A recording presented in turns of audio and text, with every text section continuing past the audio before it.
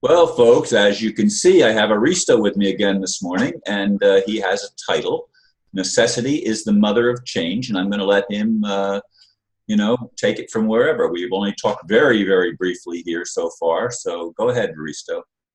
Thank you, Ron, and thank you all. It's good to be here again. And I'm sure Ron is curious about what the hell do I mean by this necessity is the mother of change thing.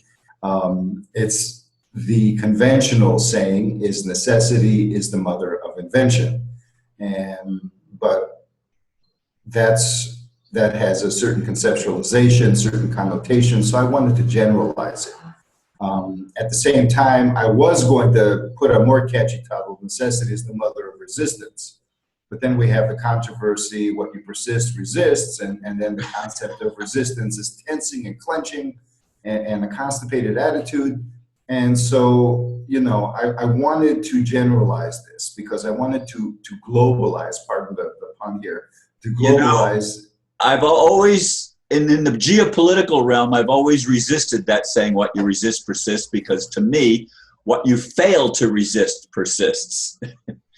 Well, it's essentially the word resistance is taken out of context, in my honest opinion. I mean, it's taken in so many different ways. Most people think resistance is to pose a barrier to something that's coming through and invading your territory. So basically tensing up is resisting. There's also this thing called passive resistance, the Gandhi method. There's also a simple fighting back. That's a form of resistance. Or there's another one. Even love, in a way, is resistance against hatred. If you want to say whatever counters something is resistance against it. However, literally, when we talk about resistance, it's usually a force, a forceful, it's a counter violation in essence. Yeah. And it may be active or it may be passive. So in a sense, it's the same. I mean, when two sides battle, it doesn't matter which side is right or wrong. War is war. So each side is as violent as the other side. The less violent side is going to lose under that context. So in that sense, what these people, I think, are saying, and I don't really want to go back into this topic, but I'll just, briefly get into it just a little bit because it has meaning here. What those who say resistance, what you resist persists, means that, look, it's not the reasons or the motives for your resistance. It's the very act of counter violence, counter revolution, and not even revolution, but counter violation, shall we say, that is just a mirror image of the violation that afflicts you. So you're only becoming a mirror to the hostility by imposing your own hostility. And thus, the psychopaths love this, because for them, it's a game. They're bored. They have no feelings. They want excitement, but they want excitement of games they can rig and they can win. So they love it when they say, well, there is no good and evil. There is no right and wrong. There's just two contestants duking it out, and may the best man win. But the best man can be the cockroach. It can be the one who survives. It can be the most, with no scruples, the one with the least scruples, the one with the least conscience, No, that's certainly the cabal. That's certainly the so-called cabal, yes, that personification of it. But in this case, resistance does not mean not submitting. Resistance, as they mean it, means tensing up. So if you believe you can resist without tensing up, if you can, for example, one psychopath I knew a long time ago, basically it was, oh yeah, whatever a spiritual thing I would say, she would, it would be, yeah, I agree. But the one thing that got her really pissed off was I said, look, there is no reason for this fight against good and evil. Even, and she was fine with that there is no good and evil thing. That was like, oh, there is? Well, we can just do whatever we want then, because there's no reason for you to fight back. You don't have to take sides. But I was like, no, whatever there is, there's no reason to engage in a contest or a battle. And it's that which they, or even any psychopath, personal or collective level, does not want. Their necessity is to keep the fight going, and once they win, they're going to just create another fight on their terms, where it's always rigged. That in action. Yeah, exactly.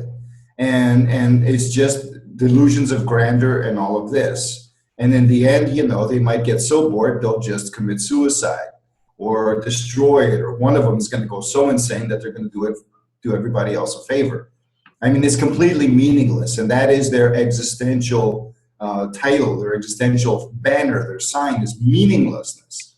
So this all dovetails once again to our necessity. What is our necessity? Our necessity is to change this, And so necessity is the mother of change, because we're not going to change it until we really, really really live the need for change. And I understand that your premise is that we can't change anything. We're powerless. We can't do crap, Well, And against the system, unfortunately, I tried to stand up to them. I did a whole lot of things in my life trying to establish peace and an alternative way of living, and they still stole my home. They still, disposed of a whole bunch of my possessions, some of which had a significant meaning and creativity behind them. Of course, and they could have done much worse. All over the world, much worse is being done constantly. Oh, yes. And it's, indeed. But if it was as easy as just standing up in a normal way and saying no, then it's just a debate. It's not even a conflict. It's just basically somebody says, I want your house, and you say no, and that's the end of it. Or you I go held out them off for a long time. It's ironic that only when I employed lawyers again, attorneys, did I lose. As long as when I stepped away from the attorney thing early on and started taking things in my own hands, I was able to hold them off for 8+ years. Yeah, but it wore you down. And in my honest opinion, you could have kept it going if you hadn't submitted to certain people who had influence. And coincidentally, the attorney was the mistake. Getting attorneys re-involved was probably the biggest mistake I made. I believe, because I always believed that as you were going through all of this stuff, that your videos, being as so-called subversive as they were, attracted attention, because you weren't just speaking in general. You were speaking against this bank. You had a lot of followers. You were creating bad publicity for them, for all the people there, and for what they stood for. And they wanted to take you down. And then you had the ambassador factor coming into the story that I believe was an influence. Others believe it was an influence, and coincidentally, everything went extremely south for you as soon as that factor came into the story. Call it bad luck or whatever you want to call it, or cursing, or maybe they had connections or something or other. But as soon as you became redundant for these people, everything went to hell in a handbasket, one after the other. And you're still recovering from this. And you may never be as you once were, but that's part of the process as well. Because maybe as you once were was not enough. To just go, I am a prophet of the divine, and I come out here and I speak and I want to, people know all this. The knowing is not the problem right now, because the ones that don't know will not know. They choose to stay asleep. The ones that haven't, up until this point, with all the crap going on, if you haven't really woken up to it, if you're still one of those idiots, I see them all the time, and I don't care what they say, who say, whoever believes in a conspiracy is a complete idiot, and they don't know what they're insane, and they should be, this and that and the other. They're the problem in this world. So you don't believe in the concept of conspiracy. So which is insane, because of course people in charge conspire.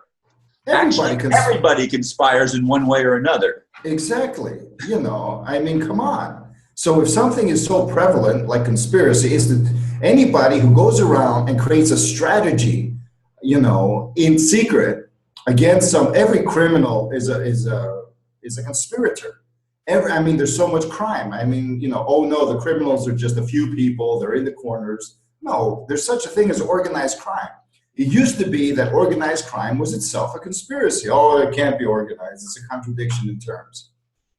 But it is, anybody who says that, either they're sold out or, on some payroll, or I don't know, or else they think that this is going to ingratiate them with the system. Maybe they want to sell something. Maybe they need a bank loan. They mean, it's the opposite of what you were doing.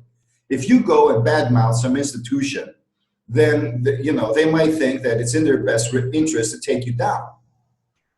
They might say, okay, we don't care if we get this guy's house. He's going on in years, so we can wait a decade or two. Who cares? But, oh, look at him. He's sitting around bad-mouthing us. It's time to take him down. We got to do whatever it takes. It doesn't mean you shouldn't badmouth him.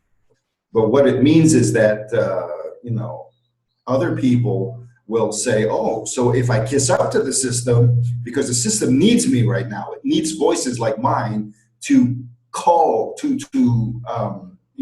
placate this firestorm of alternative media awakening, who knows what, because it's been going on. There has been some kind of, in Europe and mostly in the United States, has been going on, and Canada and Australia, all these, the British colonial zone, the Western world mostly, everybody else in the third world, they basically have been on at least how the Western world was abusing the situation.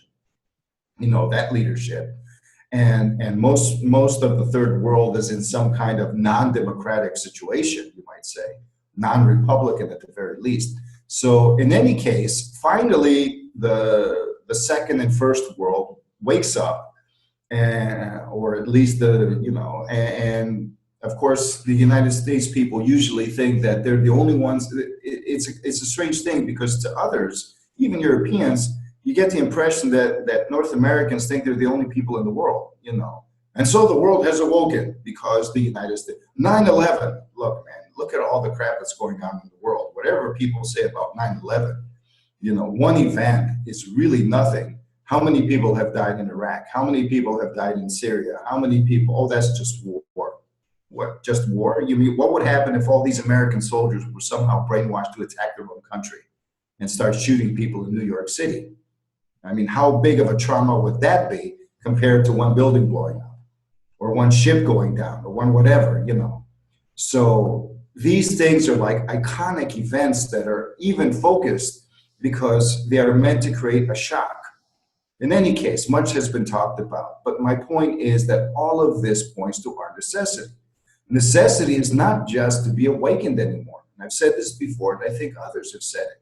Necessity is to get up off of your chair and start conspiring. If you're going to resist in a way that's not going to be causing persisting problems, you need to be nonviolent or non-violating, because you're defending yourself. You don't have to go and attack overtly. You can do it in other ways. You need to do it in ways that do not trigger the combat reflex in the establishment, in my honest opinion, because that's what they like. They get off on it. They're safe. All of these folks, even the spiritual powers behind the people, are even safer. They're like behind, they're not even involved in the material world, if you want to go that route. But yeah, the point unfortunately. yeah, it's like, bring them down. And even if they are, who cares? They'll discarnate, incarnate, whatever. And they don't have feeling, and it's a whole other parasitic dynamic. So it's all these puppet master things, these manipulators. And so you don't want to play that game. You want to play another game. And it's not really a game for you. It's not a game for us. It is necessity. So necessity says, what can I do? Well, the first thing that I need to do is to redefine the situation. Because if I say, what can I do? And my conception of action is to get up and fight physically, there are all kinds of contingencies against that, as you can see. If my conception of doing something is protesting, that's also been in the works, and they know exactly human behavior. It's been studied, how humans protest, the firestorm effect, or the bushfire, whatever they call that, where spontaneous protests arise, and grassroots movements, and all kinds of things like that. All of this has been mapped out. So you want to go beyond the map. That's what it means to go beyond the box. You don't have to, submit to common logic that happens to be nothing more than your own programming. So how do you do that? Well, that is the next step beyond awakening. Devise your own counter-conspiracy. You don't have to devise a counter-revolution or a counter-insurgency or a counter, first of all, it's conspiracy. Conspiracy means planning. Conspiracy means figuring out what your strength is, how you can do it. You see, there's an ancient Greek saying that I've mentioned many times. It's with God, move your hands. Basically, you can't do it alone, like you said. In your case, even though you're a person who is either or, not either or oriented, you're both and oriented, where the divine is concerned, you say, well, either I have to do it alone and then I get beaten, or God has to do it alone and God isn't responding. Oh, I don't believe God has to do it alone, but I believe God has to empower those people that have good intentions. Exactly. Now, the thing is then the contention is how that empowerment occurs. Because you may want the empowerment to occur a certain way, which may be a way that says, well, people then are not going to be put in harm's way. It's going to be guaranteed. The fact is that empowerment means personal empowerment. It means I change. It means I become capable of doing this, not a victim. It doesn't mean I have a shield in front of me so I can just be the same old little baby or immature person or inexperienced person or naive person and just have this shield that keeps the bullets from hitting me. So I just walk around. Well, that's what Anastasia demonstrated, and what in that movie, The Matrix, too. Didn't he? Well, was he able to put up some kind of a shield? Yes, Anastasia did demonstrate, but a demonstration is not a solution. A demonstration is an example that is supposed to give you strength and hope to do it your way. Anastasia is not going around every day, because if you're actually fighting the system, it's one thing to just shoot a few bullets and all of this, but if you're fighting the system, and the system says, oh, these people found a way to psychically resist bullets, let's throw nuclear weapons at them. Let's hit them with everything we got. Then they're going to, then let's make everybody think they're the worst terrorists in the world. Let's do a whole bunch of things to make them look really, really frightening and bad and everybody's worst nightmares. You're going to be a target if that happens, and that's it. And yeah, you can resist forever, but then all God is going to do is just keep the stupid shield around you. How are you going to change if you're stuck behind your shield?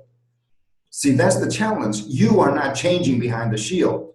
However, Anastasia said, look, miracles can happen. Make your own miracle. As for the Matrix movie, it's really, really funny. I saw this analysis of it, and many people assume that the Matrix movie started a certain way and then kind of degraded, and then there was really, but these nerds on YouTube analyzed the thing from start to finish and said, look, man, from the get-go, you have signs indicating that it was all a sham. The Matrix was all a computer program. Even that world, Zion, where people thought they were outside of the Matrix, that too was another computer program. It was all a program. And that's the joke of the Matrix for people, basically thinking that it gives us hope and it's the Matrix. But this is, well, what you call the Matrix is a program. That's the known program, the obvious one. And then there's the real world, which is another Matrix. So where's the real world? Well, nobody's gonna turn off the lights for you. Nobody's gonna, take you out of this Matrix. That's something you have to find. And there ain't no way in hell the system or any institution of the system is going to come, oh, we have a democracy. You see, everybody says there's a conspiracy, and there's even the conspirators. It's like, look, man, if this system controls everything so deeply, every institution is controlled. The only ones who are not controlled are a minority of private citizens. And it's a matter of degree. We're talking about a limit of control where you're so asleep, you start basically believing everything you see in the mass media. Then you have another level of control where you're just a little bit more awake and you don't believe the mass media, but you believe in the alternative media. And then you have another level of control where you don't believe in either of the two, but you believe in some metaphysical whatever or some other thing completely, your own thing.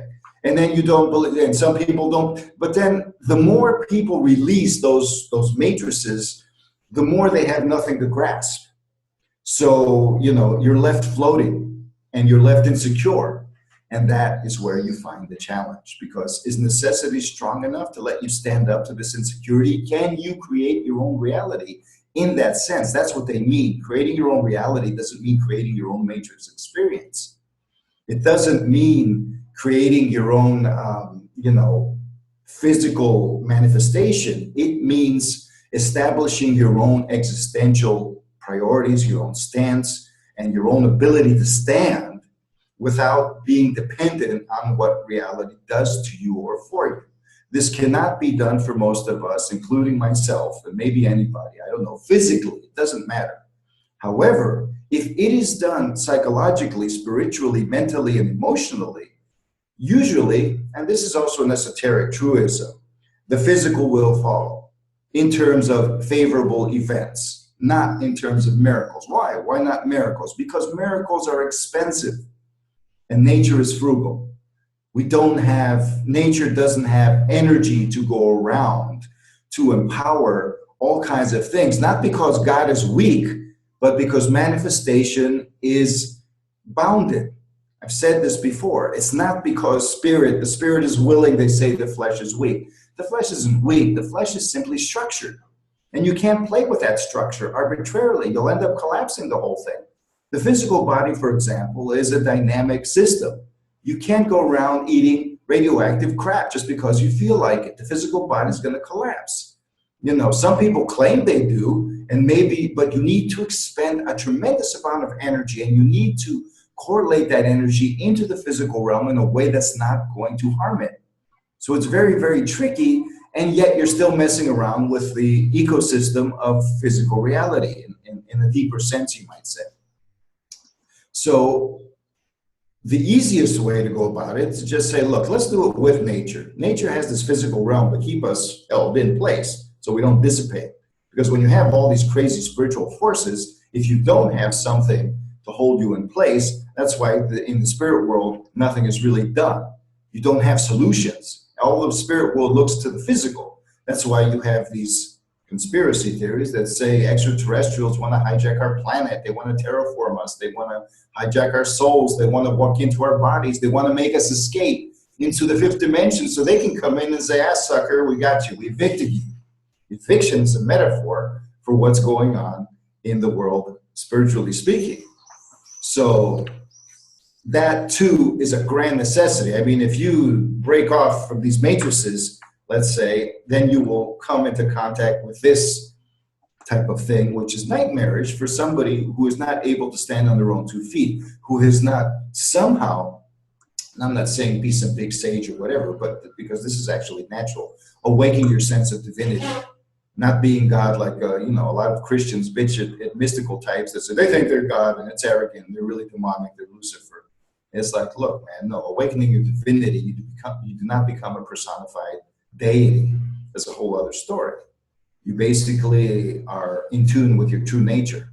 So forget the rest, it doesn't matter. And then you can do whatever you want. That's what they also get pissed off at Hindus, because the enlightened person or something in Hinduism, for example, and even Buddhism, basically has no rules. Not Hinduism, Tantra, more or less, but there's no rules. You don't need rules. You always do what's right because you're always natural. That's one thing about Eastern philosophy is like, look, if you really tune into nature, nature is the spiritual nature, the physical nature, and everything else. If you tune into that, then you will not make mistakes and you will not be corrupted. Purity, however, for the Christian type more, or even the deist type, is more a level of social control. It's a level of denial. It's almost like I'm pure, I don't touch the flesh. The flesh is corrupt, the physical is corrupt, the earth is corrupt. Well, yeah, that just so happens to be what the archons want you to think, if there are archons. But they want you to think it's all a veil of insanity, so go to the other world, and then maybe they can do whatever they want here. Then we're the only ones keeping all of these forces from taking over the planet, And of course there's going to be traitors among us, and of course they're going to be empowered. The point is, we are growing into our maturity. And confronting this is a way to do it. In the grand scheme of things, the drama, yeah, it's been horrendous. But if you think about our divine nature, we can and will heal through this. That's easy to say when people are suffering, I know. But the point is that this is why necessity is a priority. It is a necessity. It's not a game. It's not one of those, oh, just enjoy the ride. No, it hurts too much to be a game. Games don't hurt like this. And you can't convince somebody who's basically a lot of people would say, look, if you're going to think that, then I really hope you get to experience all the pain of the world and all the suffering and see how much you like it, if it's a game or not. Because it's a very arrogant attitude. to go brush it off like that. You can't brush it off. And those other people stuck in those things, it's a form of denial. You're fooling yourself, in my honest opinion. This isn't a game. This is a malignancy. This is a disease. But at the same time, when we get sick, the whole point, the necessity, the need is to be healthy. So if you want to say, what's the point of all this? Well, the point of all this is to transcend our old former boundaries of what constitutes existential maturity, health, freedom. I'm a little kid. I'm too weak. I can't fulfill my desires. Well, then grow up. How? Well, then motivate yourself. How? Well, here it is. Here's an arena of motivation. I don't want to fall into the New Age belief that this earth is a playing field to mature. It is not. It's a living paradise. It was meant to be so. However, all of existence is maturing. It's not just everybody's fine and the earth is the place where we go and suffer.